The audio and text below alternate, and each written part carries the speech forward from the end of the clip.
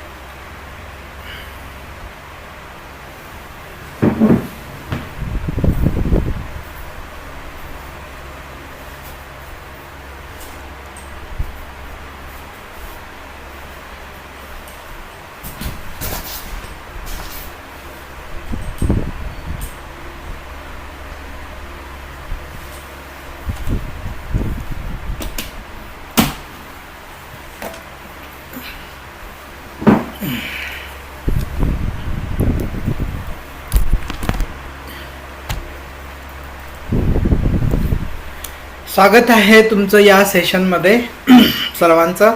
आणि ज्यांना तुम्हाला ह्या सेशनची लिंक पाठवायची आहे त्यांना तुम्ही पाठवू शकता, कारण हा खूप महत्त्वाचा सेशन आहे तुम्हा सर्वांच्यासाठी. माझा आवाज सर्वांना येतो व्यवस्थित ऐकायला?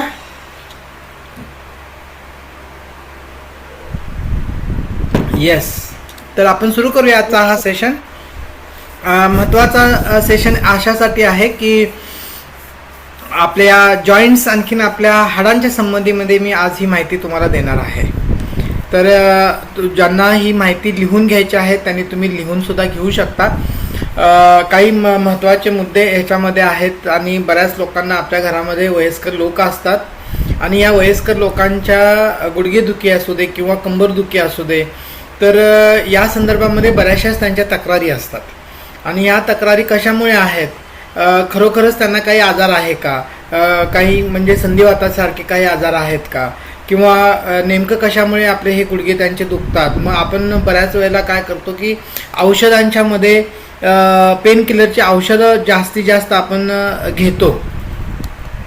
तर ही औषधं जी आहेत तुम्हाला सर्वांना माहीत आहे की पेन किलरची औषधं असतात. ही काही काळ आपल्याला आराम देणारे असतात किंवा सूज कमी करणारे असतात.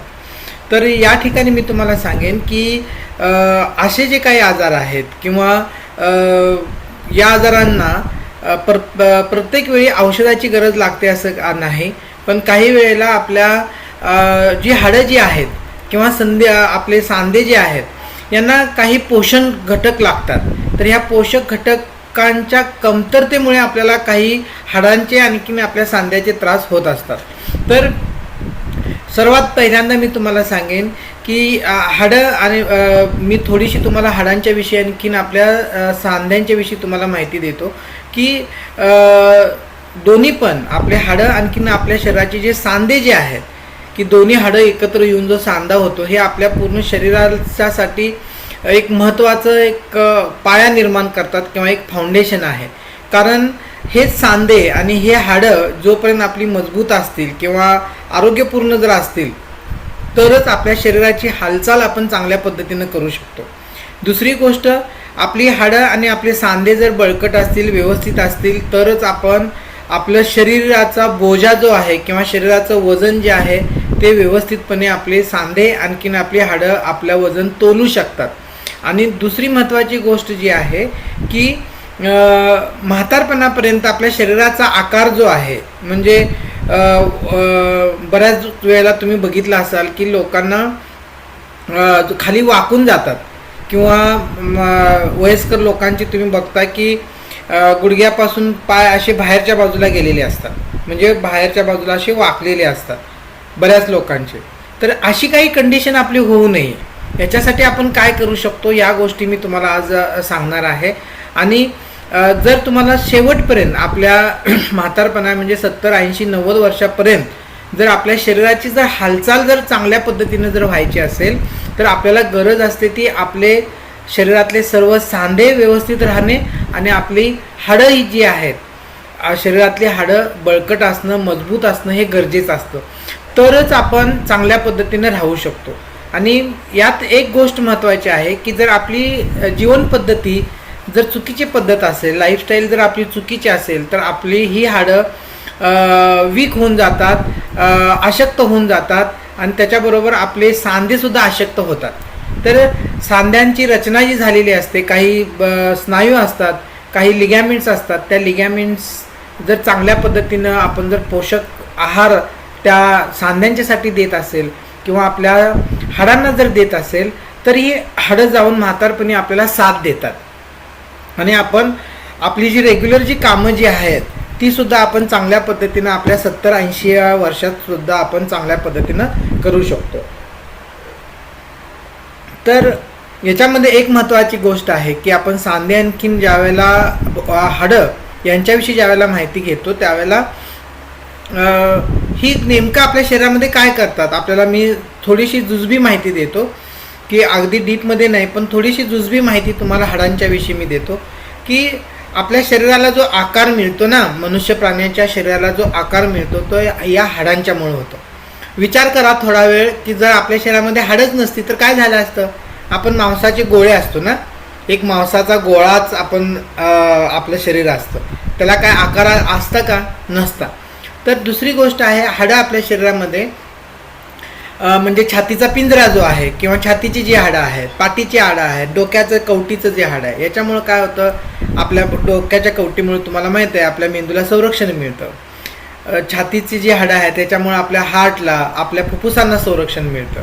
दुसरी गोष्ट काय, या हाडांच्या मध्ये ना आपल्या प्रत्येक पेशीचं काम चांगल्या पद्धतीने जर व्हायचं असेल तर त्याला कॅल्शियम लागतं तर आणि त्याच्याबरोबर काही खनिज तत्व लागतात. मग ही कॅल्शियम आणखीन खनिज तत्व साठवली कुठं जातात तर ही साठवली जातात आपल्या हाडांच्यामध्ये. आणि ह्या ज्यावेळेला आपल्या शरीराला गरज लागेल कॅल्शियमची लागेल किंवा या खनिज तत्वांत मग त्याच्यामध्ये कोणतं मॅग्नेशियम नावाचं जे खनिज तत्व आहे तर हे खनिज तत्व जे आहे हे आपल्या हाडांच्यामध्ये साठवलं जातं आणि ज्यावेळेला गरज लागेल त्यावेळेला हे हाडातून काढून घेतलं जातं आणि आपल्या पेशी त्यांना वापरतात. दुसरं महत्त्वाचं जे गोष्ट जी आहे तुम्हाला कदाचित माहीत असेल की आपल्या ज्या रक्ताच्या ज्या पेशी ज्या आहेत ना, म्हणजे पांढऱ्या पेशी असो किंवा तांबड्या पेशी असो, ह्या ज्या आहेत ना ह्याची उत्पत्ती जी आहे ती आपल्या हाडांच्या मध्ये असणाऱ्या बोन मॅरोमध्ये होते, राईट. तर याच्यासाठी आपलं हे जर आपल्या हाडांच्या ज्या पेशी ज्या आहेत रक्तातल्या तांबड्या पेशी वगैरे आहेत तर पांढऱ्या पेशी आहेत ह्यांचं जर उत्पादन चांगल्या पद्धतीने जर व्हायचं असेल तर आपली हाडांचं जे आरोग्य जे आहे ते चांगल्या पद्धतीने आपल्याला ठेवायला पाहिजे. ते जर नसेल तर मग कॅल्शियमची डिफिशियन्सी होते, कमतरता जाणवते, काही खनिज तत्वांची कमतरता जाणवते. ती जर हाडांची आपली घनता चांगली नसेल तर आपण पडल्या आपली लवकर हाडं ठिसूळ होऊन आपण काय होते ती फ्रॅक्चर होतं. तुम्ही बघताय 70 किंवा 80-90 वर्षाच्या लोकांचं 65च्या पुढच्या लोकांचं जर बघितलं, थोडं जरी पडलं तरी त्यांचं कमरेचं हाड फ्रॅक्चर होतं, मांडीचं हाड फ्रॅक्चर होतं. तर या गोष्टी बऱ्याच वेळेला होत असतात. तर याच्यासाठी काय, म्हणून गरजेचं काय आहे की आपलं बोन्स हेल्थ जी आहे, आपल्या हाडांची जी हेल्थ, आरोग्य जे आहे हे चांगल्या पद्धतीनं ठेवणं हे गरजेचं आहे. आणि दुसरी गोष्ट, या हाडांच्या बरोबर आपल्या जॉईंट्स जे आहेत, आपले सांधे जे सगळे आहेत, हे सांधेसुद्धा आपले चांगले ठेवण्याची गरज असते. कारण आपल्या शरीराची हालचाल जी आहे ती पूर्णतः या सांध्यांच्यावरती अवलंबून आहे. मग पुढं वाकणं असं किंवा ओळणं असू दे, किंवा हात पाय पाठीमागं पुढं घेणं असू दे, हे सगळ्या ज्या क्रिया ज्या आहेत, हे जेवढे आपले बोन्स चांगले असतील आणि जेवढे आपले जॉईंट चांगले असतील, सांधे चांगले असतील, तरच आपण या सर्व प्रकारच्या हालचाली करू शकतो. अन्यथा आपण या हालचाली करू शकत नाही. तुम्ही बघता की म्हातारपणामध्ये 65 वर्षाच्या नंतर माझे गुडघे, 65 पण नाही, आत्ताची कंडिशन तर अशी आहे की 40-45 वर्षाच्या स्त्रियांचे आणि पुरुषांचे सुद्धा गुडघे दुखा लागले, कंबर दुखा लागली, मान दुखा लागली, पाठ दुखा लागली. तर ही कशाची लक्षणं आहेत? तर ही पूर्णतः आपले हाडं जे आहेत किंवा सांधे आहेत हाडांच्या बरोबर, ह्यांचं जे आरोग्य जे आहे हे ठीकठाक नसणं, म्हणून हे कंबर दुखणे, अवेळी कंबर दुखणे. ज्यांना काही काम नाही त्यांचं सुद्धा कंबर दुखतंय, ज्या काही एका ठिकाणी बसून जे काम करतात त्यांची सुद्धा कंबर दुखते. आणि जे वयोमानानुसार जास्त वय झालेलं आहे म्हणून त्यांची हाडं दुखत आहेत. पण असं नाही आहे की वय झालं म्हणून तुमची हाडं दुखायला पाहिजेत, तुमचं 65 वर्ष झालं म्हणून तुमची हाडं दुखायला पाहिजेत, सांधे दुखायला पाहिजेत, असं अजिबात नाही. कारण आपलं शरीर जे आहे किंवा आपले पेशी, सर्वच पूर्णतः शरीर आपलं परमेश्वरानं अशा पद्धतीनं तयार केलेलं आहे की तुम्ही 100 वर्षापर्यंत व्यवस्थित ठीकठाक जगावं, अशा पद्धतीनं ते तयार केलेलं आहे. अशा पद्धतीनं खचितच नाही केलेलं की तुमचं 50 वर्ष तुम्हाला गुडघेदुखी लागावे, 50 वर्ष तुमचं कंबरदुखी लागावी, मानदुखी लागावी, किंवा तुमच्या ह्याचे जे हाडं आहेत, म्हणजे गुडघा जे आहे, गुडघ्याचा जो सांधा आहे, गुडघे तुमचे झिजावे, गुडघ्यामध्ये पाणी व्हावं, असं या हिशोबाने तयार केलेलं नाही. गुडघ्यामध्ये पाणी होणं किंवा सांध्यांचे आजार होणं किंवा हाडं ठिसूळ होणं हे कशावरती अवलंबून आहे? तर हे पूर्णतः आपण ज्या पद्धतीची लाईफस्टाईल जगतोय आहे ना, त्याच्यावरती अवलंबून आहे.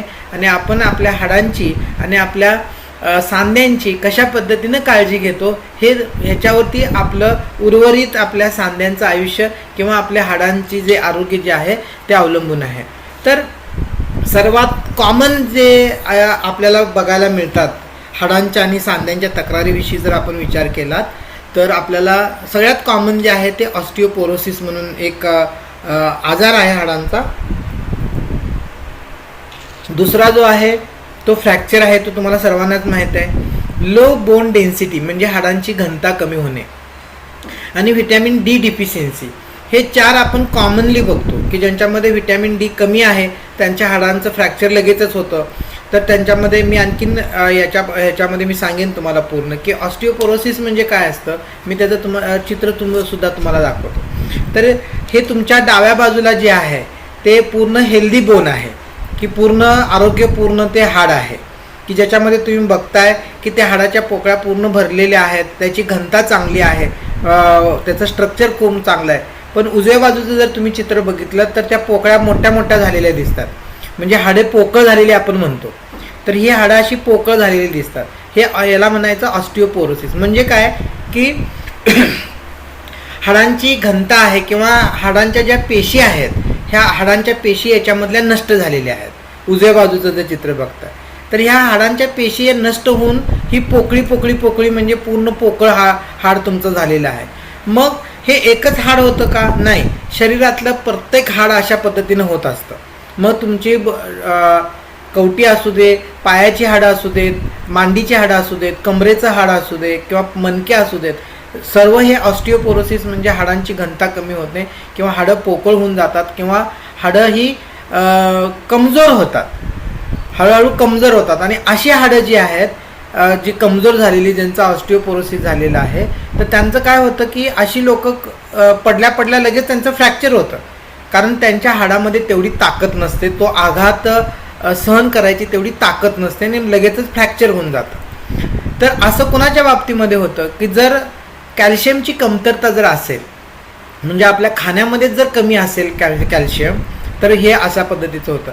जी लोक ज्या लोकांच्या मध्ये दुधाचे पदार्थ नाहीत, खात नाहीत, दूध खाल्ल्यानंतर बाबा त्यांना उलटी येते, मळमळ येतं, दही नसतं, किंवा ज्यांच्या खाण्यामध्ये म्हणजे जे व्हेजिटेरियन जे जास्त खातात, म्हणजे शाकाहारी आहेत, मांसाहार कधी घेत नाहीत, तर त्यांच्यामध्ये हे ऑस्टिओपोरोसिस होतं किंवा हाडांची कमतरता, हाडांची घनता कमी होते.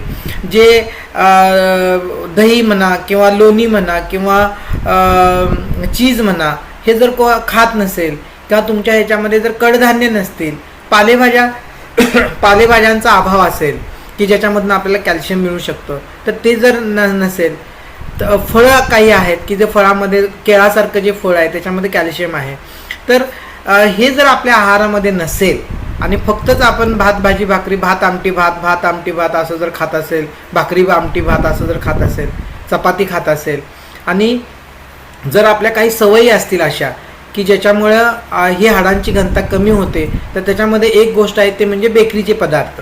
जेवढे आपण जास्त बेकरीचे पदार्थ खाऊ, आणि दुसरी गोष्ट सांगेन तुम्हाला की जेवढा आपण साखरेचे पदार्थ खाऊ, म्हणजे गोड जास्त पदार्थ जेवढे आपण खाऊ, तर तेवढं आपली ही हाडांची घनता कमी होते, लक्षात घ्या. म्हणून आम्ही ज्यावेळेला मी तुम्हाला बाकीच्या लेक्चरमध्ये सांगतो की तुम्हाला गोड खायचं कमी करा, गोड खाऊ नका, यावेळेला किंवा जे कोल्ड्रिंक लोक पितात, ह्या कोल्ड्रिंकमुळं काय होतं की बऱ्याच वेळेला हे कॅल्शियम जे आहे, हाडातलं कॅल्शियम हे निघून जातं आणि हाडं आपली ठिसूळ होतात. मग कोणत्याही पद्धतीचं कोल्ड्रिंक असू दे. म्हणून हे फास्ट फूड जे आहे किंवा जंक फूड आपण सांगतो, ते मी जे सांगतो ते का खायचं नाही आहे, तर म्हणून खायचं नाही आहे की आपली हाडं बळकट ठेवण्यासाठी आपल्याला ज्या गोष्टींचा त्याग करायला पाहिजे ती केलीच पाहिजे. आणि सगळ्यात महत्त्वाचं मी तुम्हाला सांगतो की ह्याच्यासाठी म्हणून आपण सकस संतुलित आहार आपल्याला ठेवला तर आपल्याला या गोष्टी होत नाहीत. हा ऑस्टिओपोरोसिस या आजाराविषयी मी तुम्हाला सांगितलं. आणि ही हाडं कमकुवत होण्याचं दुसरं एक कारण महत्त्वाचं जे आहे की आपण व्यायामाचा अभाव. म्हणून मी तुम्हाला सांगितलं, दरवेळेला सांगतो की मी एक्सरसाइज करताना काय होतं की तुमच्या हाडांची घनता वाढते, म्हणजे बोन डेन्सिटी जी आहे ही बोन डेन्सिटी वाढते एक्सरसाइज केल्यामुळे. आपण जर एक्सरसाइज करत नसेल तर ही हाडांची घनता वाढत नाही, तुमची हाडं लवकर ठिसूळ होतात. तर या गोष्टी लक्षात घ्या. म्हणून तुम्हाला रोज 30 ते 45 मिनिटाचा एक्सरसाइज तुम्हाला करायची गरज असते. हाडांची जर आपल्याला म्हातारपणी हाडं आपली व्यवस्थित राहायची असतील तर आपल्याला निश्चितचपणे एक्सरसाइज करावा लागतो. मग हे काय होतं, ऑस्टिओपोरोसिसमुळे काय लक्षणं दिसतात तुमच्यामध्ये? मग विनाकारण तुमची कंबर दुखते, लगेचच पडल्यानंतर तुमचं हाड कोणतंही फ्रॅक्चर होतं. दुसरी गोष्ट, फार वय झालं नाही तरीसुद्धा काय होतं की तुमची उंची ज्यामध्ये कमी व्हायला लागते, तुमचं शरीर असं वाकायला लागतं. आता जसं तुम्ही पिक्चरमध्ये या उजव्या बाजूला बघताय, तुमची उंची कमी होते, कमरेमध्ये तुम्ही वाकायला होता, पाठ अशी वाकून जाते, मान अशी खाली वाकते, तुमचे पाय जे गुडघ्यापासून खाली पाय ते असे वळतात, असे बाहेरच्या बाजूला बेंड होतात. तर हे का होतात, तर तुमच्या हाडांची घनता कमी झाल्यामुळे होतात. आणि दुसरी गोष्ट जी आहे की अगदी इझिली ते फ्रॅक्चर होतात. आणि दुसरी एक महत्त्वाची घटना जी आहे ती आपल्यामध्ये काय हाडांच्या बाबतीमध्ये जर बघायचं झालं तर काय, व्हिटॅमिन डी डिफिशियन्सी. तर व्हिटॅमिन डीची जर कमी असेल तुमच्या शरीरामध्ये, खाण्यामध्ये जर कमतरता व्हिटॅमिन डीची असेल तर तुम्हाला थकवा जाणवतो जास्त, कारण तुम्हाला थकवा जाणवायला लागतो. सांध्यांच्या मध्ये विनाकारण दुखायला चालू होतं. बऱ्याच वेळेला तुम्ही आंघोळ करताना तुमचे केस गळतात व्हिटॅमिन डी तुमच्यामुळे कमी असल्यानंतर. वजनसुद्धा वाढतं व्हिटॅमिन डी नसल्यामुळं.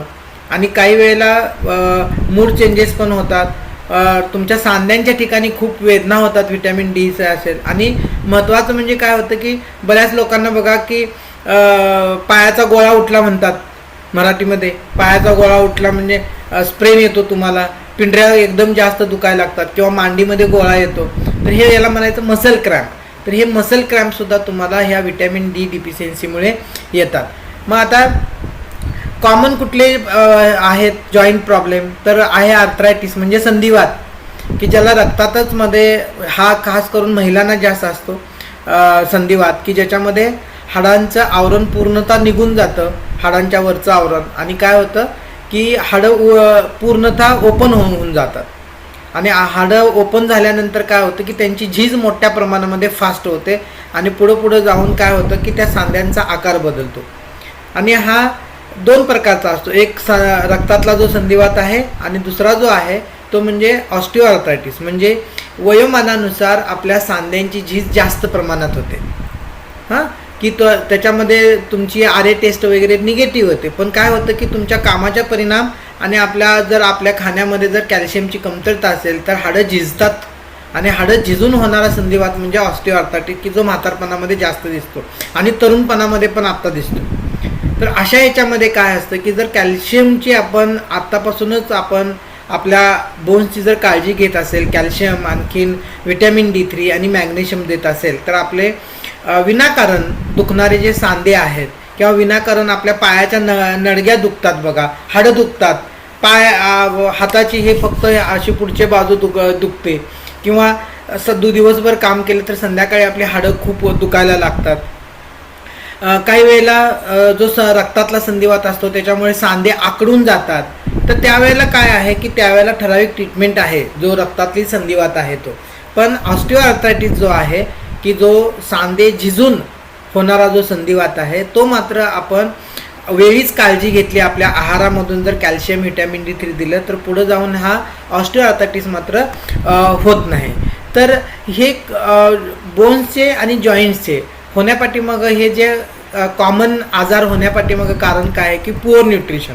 जसं मी आता सांगितलं तुम्हाला की आपल्या अन्नामध्ये जर पोषक घटक नसतील, आपल्या बोनसाठी लागणारं कॅल्शियम मॅग्नेशियम किंवा जे व्हिटॅमिन D3 नसेल तर किंवा प्रोटीन जे आहे, सगळ्यात महत्त्वाचं जे प्रोटीन जे आहे हे आपल्या बोनच्या पेशीसुद्धा प्रोटीननीच तयार होतात.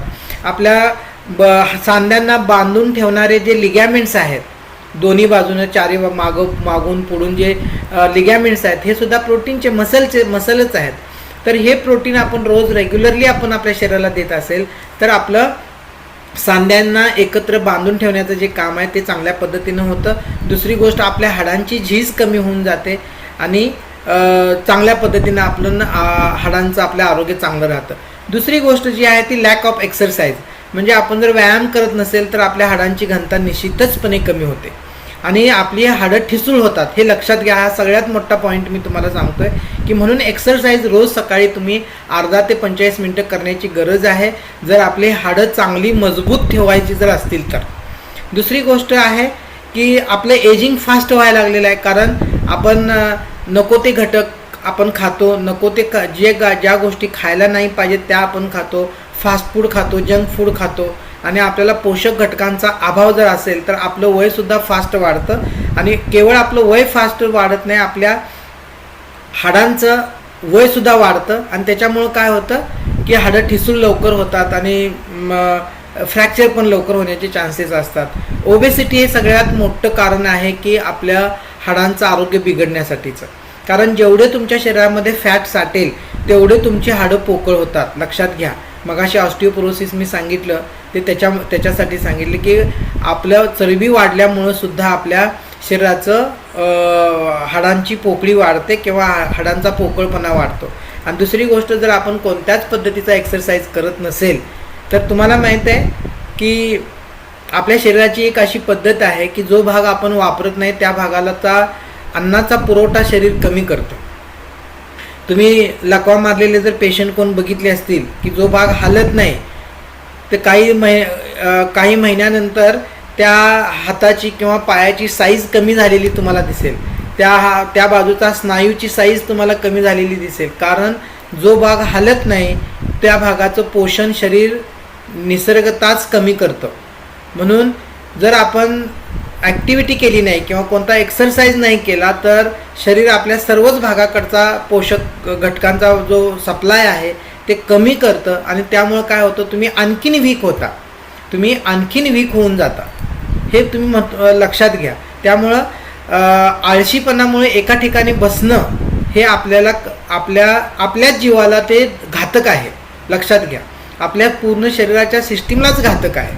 म्हणून काही ना काहीतरी ॲक्टिव्हिटी असणं हे सर्वात महत्त्वाचं आहे, ते सर्वात गरजेचं आहे. मग आपल्याला काय लागतं आपल्या हाडांचं आरोग्य आणि आपल्या सांध्यांचं आरोग्य ठेवण्यासाठी? काय लागतं? कॅल्शियम लागतं, व्हिटॅमिन डी लागतं, प्रोटीन लागतं, आता जसं सांगितलं, मॅग्नेशियम लागतं आणि व्हिटॅमिन के सुद्धा लागतं. ही व्हिटॅमिन्स, ही जीवनसत्व, हे पोषक तत्व, प्रोटीन आणि हे मॅग्नेशियम, हे खनिज तत्व, हे आपल्या आहारातून आपल्याला जायलाच हवं. मग जसं मी मगाशी सांगितलं तुम्हाला, आपण जे दुपारचं जे जेवण जेवतोय त्याच्यामध्ये तुम्हाला एखादं फळ मी घ्यायला सांगतो त्यासाठी. दुसरी गोष्ट, मी ताक आणि दही घ्यायला सांगतो, त्याच्यामध्ये कॅल्शियम चांगल्या पद्धतीनं आहे, ते तुम्हाला मी घ्यायला सांगतो.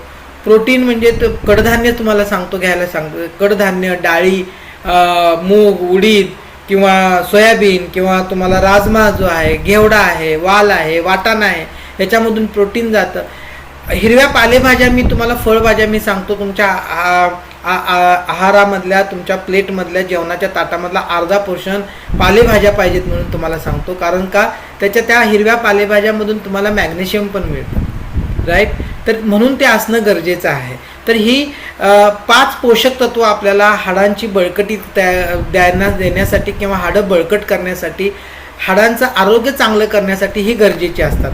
मग मी तुम्हाला आता सांगितलं, ह्या दूध आणि दुधाचे पदार्थ, हिरव्या पालेभाज्या, बदाम तुम्ही खाऊ शकता आणि तेल जे आहे ते वापरू शकतो किंवा तीळसुद्धा आपण त्याच्यामध्ये खाऊ शकतो.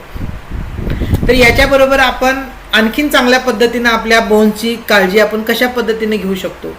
तर ही एक गोष्ट आहे की जे आपल्या हर्बल लाईफ न्यूट्रिशनचे जे प्रोडक्ट जे आहेत, न्यूट्रिशन जे आहे, त्याच्यामध्ये हे न्यूट्रिशन म्हणजे ही हर्बल लाईफ कॅल्शियम टॅबलेट, की जी टॅबलेट तुम्हाला आपल्याला जे गरजेचं जे आहे, आपल्याला किती ग्रॅम लागतं माहीत आहे का? 1300 मिलीग्रॅम एवढं हे लागतं, कॅल्शियम आपल्याला रोज लागतं आणि गरोदर स्त्रियांना ह्याच्यापेक्षा जास्त लागतं, 1600 ते 1800 मिलीग्रॅम लागतं.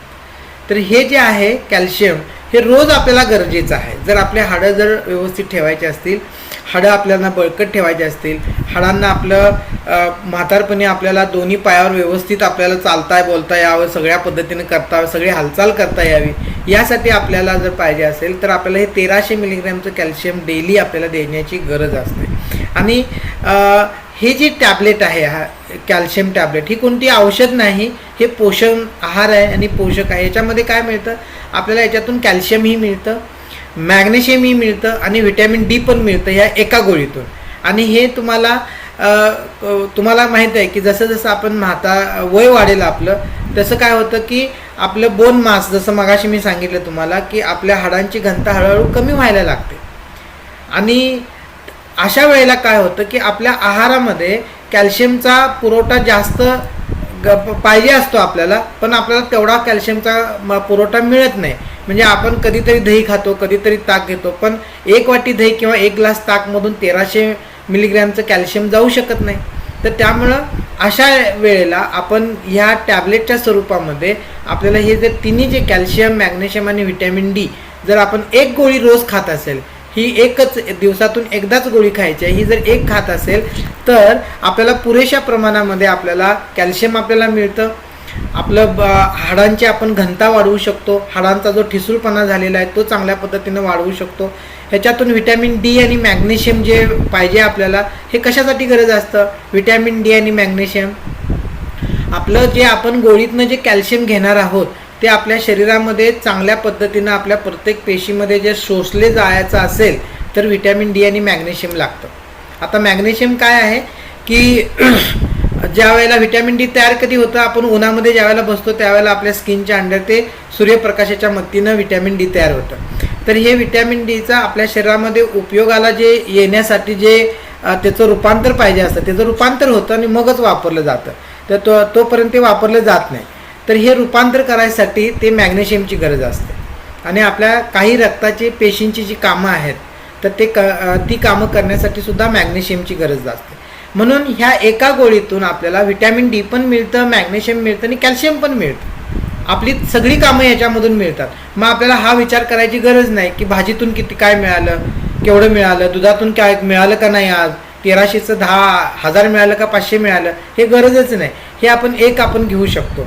आणि डेली एकच त्याची गोळी घ्यायची आहे आणि जवळपास आपल्याला 40% आपल्याला चांगलं कॅल्शियम आपल्याला ह्या एका गोळीमधून उपलब्ध होतं.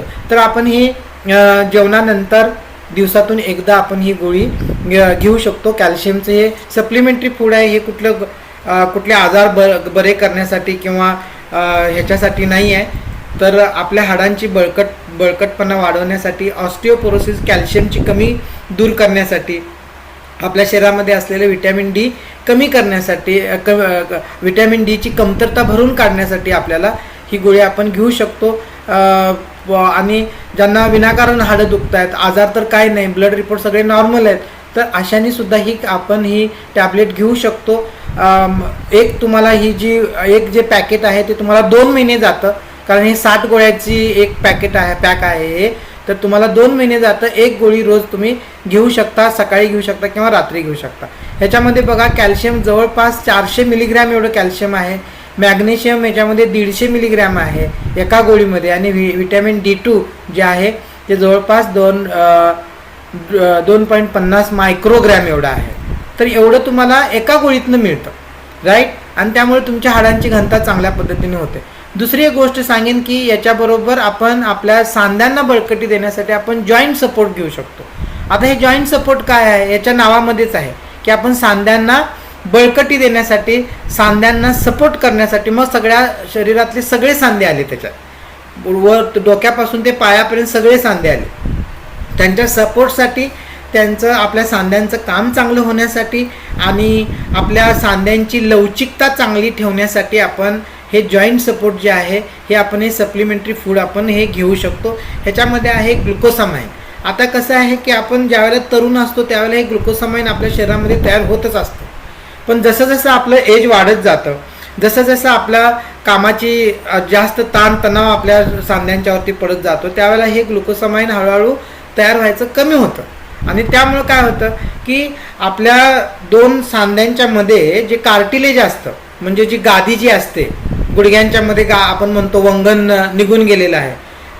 कार्टिलेज म्हणजे काय की गुडघ्यांच्या हाडांच्या वरती एक आवरण असतं की ती दोन्ही हाडं एकमेकावरती झिजून घासून जाऊ नयेत म्हणून ते आवरण असतं की त्याला कार्टिलेज म्हणतो आपण, किंवा मराठीमध्ये त्याला कुर्च्या असं म्हणतात, किंवा अगदीच मराठीमध्ये ती हाडांच्या मध्ये असलेली गादी असते.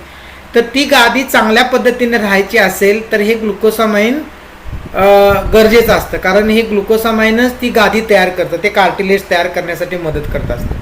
म्हणून जेवढं हे ग्लुकोसामाइन जाईल तेवढं ती हाडांच्या वरचं जे आवरण आहे, सांध्यांच्या ठिकाणी जे हाडं आहेत त्याच्यावरचं जे आवरण आहे ते जात नाही, झिजून जात नाही. त्यामुळे तुमची हाडं लवकर झिजत नाहीत, किंवा जे आर्थरायटिस म्हणून सांगितलं, वयोमानानुसार जी गुडघ्यांची हाडं झिजतात किंवा कमरेंची हाडं झिजतात तर ती होत नाहीत. तर त्यासाठी आपण हे जे जॉईंट सपोर्ट जे आहे, तुम्ही सकाळी एक टॅबलेट आणि संध्याकाळी टॅबलेट ही एक घेऊ शकता. आणि ह्याच्यामध्ये ते स्कुटिलरायम नावाची वनस्पती आहे की ज्याच्यामध्ये ती आपल्या सांध्यांना बळकटी देणारी ही वनस्पती याच्यामध्ये त्या टॅबलेटमध्ये आहे. शिवाय हे ग्लुकोसामाइन नावाचं हे नॅचरल कंटेंट असतं, आपल्या शरीरामध्ये पण तयार होतं. पण जसं जसं वय वाढेल तसं हे ग्लुकोसामाइन तयार व्हायचं बंद होतं आणि आपल्या कुर्च्या झिजायचं जास्त होऊन जातं. तर आपण ही जी टॅबलेट जी आहे, सप्लिमेंटरी फूड आहे, हे आपण घेऊ शकतो. आपल्या सांध्यांचा जर आपल्याला काही त्रास होत असेल तर आपण घेऊ शकतो. ह्याच्यामध्ये सोडियम तुम्हाला 1.30 मायक्रोग्राम आहे, पोटॅशियम आहे, मँगेनीज आहे, कॉपर आहे आणि ग्लुकोसामाइन म्हणून जे आहे ते 0.55 ग्रॅम एवढं आहे. तर याच्यामध्ये तुम्हाला हे सर्व जे डोसेस आहेत ते पूर्ण आपल्या रिसर्च डेव्हलपमेंट अथॉरिटीनं आपल्याला जे मनुष्य प्राण्याला जेवढ्या ह्याची गरज आहे तेवढंच ह्या टॅबलेटमध्ये आहे, की जे सायन्स ह्याच्या पाठीमागं आहे की शास्त्रानुसार जेवढं गरजेचं आहे तेवढंच आपल्या ह्या टॅबलेटमध्ये आहे. त्याच्यापेक्षा एकही मिलीग्रॅम जास्त नाही आहे. त्यामुळं कॅल्शियम आणि vitamin D calcium, vitamin D, आणखीन मॅग्नेशियम आपल्या हाडांना गरजेचं असतं, प्रोटीन गरजेचं असतं.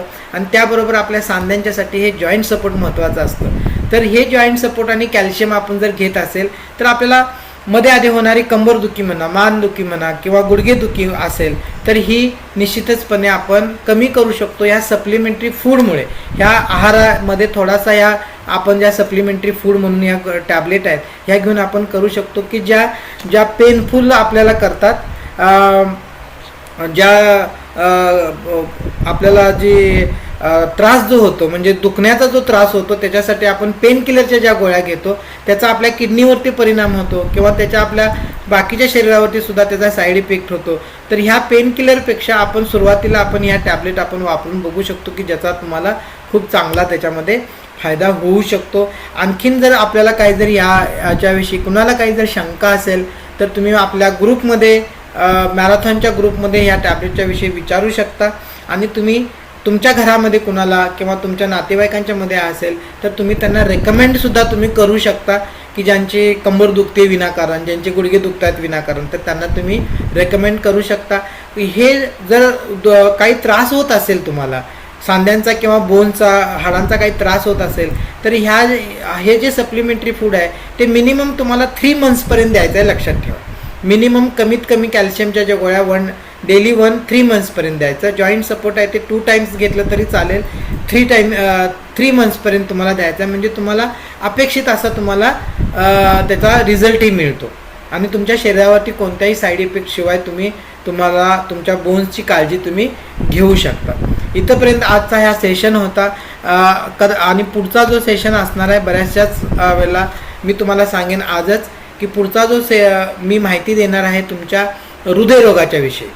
राईट, तर हृदयरोगामध्ये घेण्याची काळजी कोणकोणती काळजी घ्यायची आहे आपल्याला की हृदयरोग जर होऊ नये, आपल्याला ब्लॉकेजेस होऊ नये तर त्याच्यासाठी आपण काय करू शकतो, कोणती काळजी घेऊ शकतो, आपल्या खाण्यामध्ये काय बदल करू शकतो आणि कशा पद्धतीनं आपण आपल्यापासून हा हृदयरोग किंवा ब्लड प्रेशर आपण लांब ठेवू शकतो याविषयी माझी नेक्स्ट सेशनमध्ये मी घेणार आहे. त्या सेशनसाठी तुम्ही तुमच्या सर्व नातेवाईकांना तुम्ही त्याच्यामध्ये जॉईन करू शकता. सर्व लोकांना इथं तुम्ही ही लिंक जी देणार मी त्या दिवशी ती तुम्ही देऊ शकता. ओके, तर आजचा मी सेशन हा इथं थांबवतो. ज्यांना कुणाला काही शंका असतील तरी आपल्या ग्रुपवरती निश्चितपणे तुम्ही विचारा, मी त्या सगळ्या प्रश्नांचं उत्तर निश्चितपणे देईन. ओके, माझ्याबरोबर तुम्ही इथंपर्यंत राहिला त्याबद्दल खूप खूप धन्यवाद सर्वांचे. Okay, thank you sir.